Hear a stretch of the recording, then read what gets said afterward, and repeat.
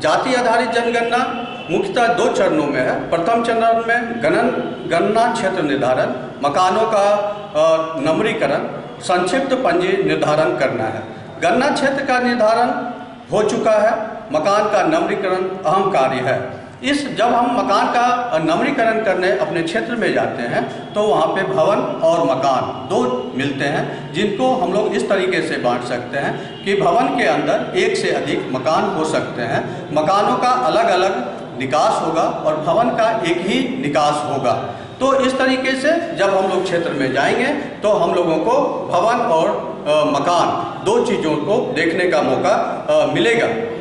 मकान का नंबरीकरण में परिगणक नक्शा का निर्माण करना अति आवश्यक हो जाता है। इस नक्शे के अंतर्गत हम नदी, नाले या जो खुले हुए क्षेत्र, तालाब, स्कूल, कॉलेज, ये जो महत्वपूर्ण चीज़ें होंगे, रोड होंगे या फिर कच्ची सड़कें होंगे, उन सबों का हम लोग इसके अंतर्गत सत्यापन करेंगे और इसकी चौहद्दी का भी हम लोग निर्धारण करेंगे। इसको हम लोग घूम करके पहले सर्वे कर लेंगे, ठीक से उसको देखने का कार्य कर लेंगे और उसके बाद फिर हम लोग एक नक्शा इसके आधार पे हम लोग तैयार करेंगे।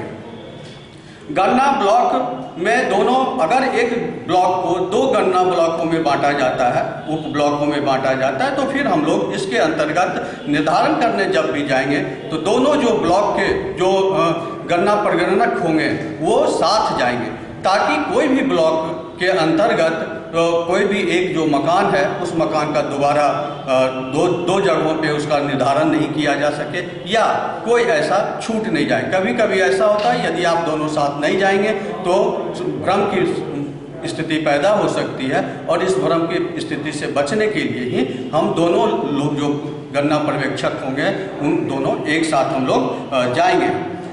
उसके बाद आवासों में हम लोग देखने की कोशिश करेंगे कि आवास आपको एक पक्का आवास मिल सकता है, कच्चा आवास मिल सकता है, आंशिक रूप से आवासीय आवास भी मिल सकता है। अगर कोई भी पक्का आवास मिलता है और उसमें वो आवासीय है तो उसकी हम लोग गणना करेंगे। अगर कोई कच्चा आवास मिलता है और वो अगर आवासीय है तो उसकी भी उस पर भी हम लोग मकान की संख्या नंबर लिखेंगे। यदि उसमें किसी भी प्रकार के कोई नहीं रहते हैं तो फिर हम उसकी गणना नहीं करेंगे।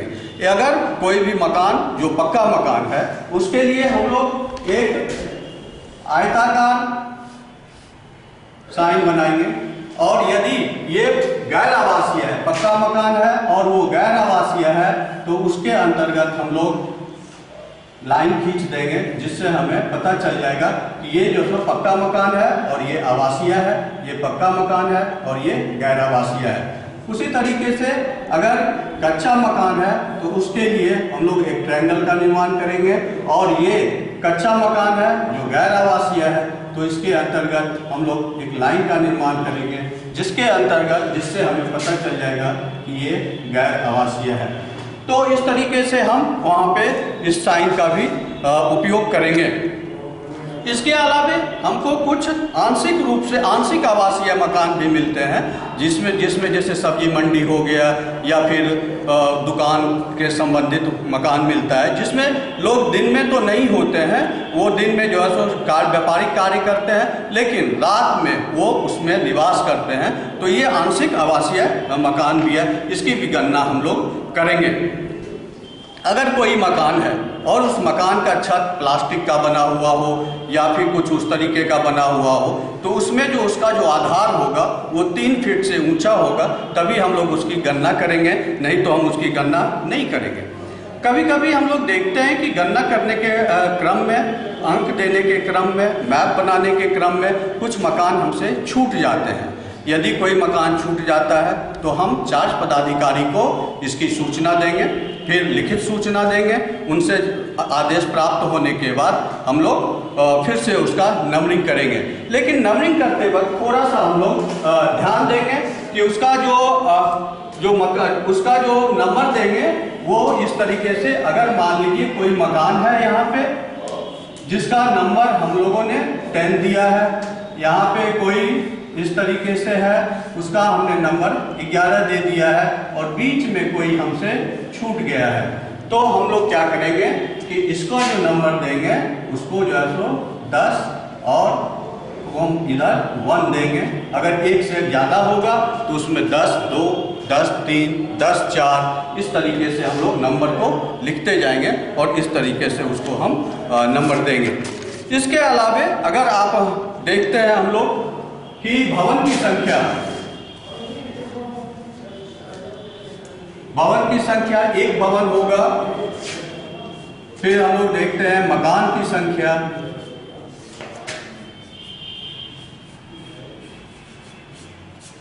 अगर इसमें 0 1 है, 0 0 2 है तो मकान की संख्या ज़्यादा हो सकती है। 0 0 3, 0 0 4 इस तरीके से मकान की संख्या अलग हो सकता है।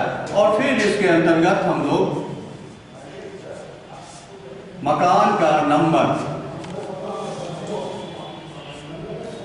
का नंबर देने का काम करेंगे। जो अगर हमारे मकान संख्या 3 तक है तो 0 0 1, 0 0 2, 0 0 3 होगा।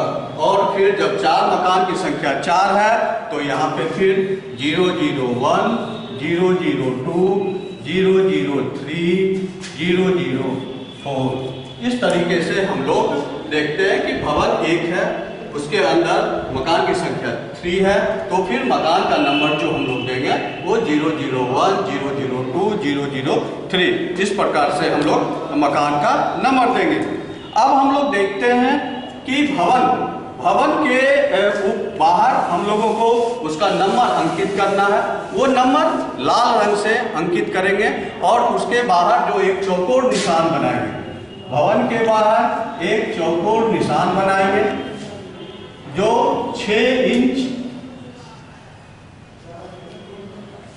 बाय 6 इंच का होगा।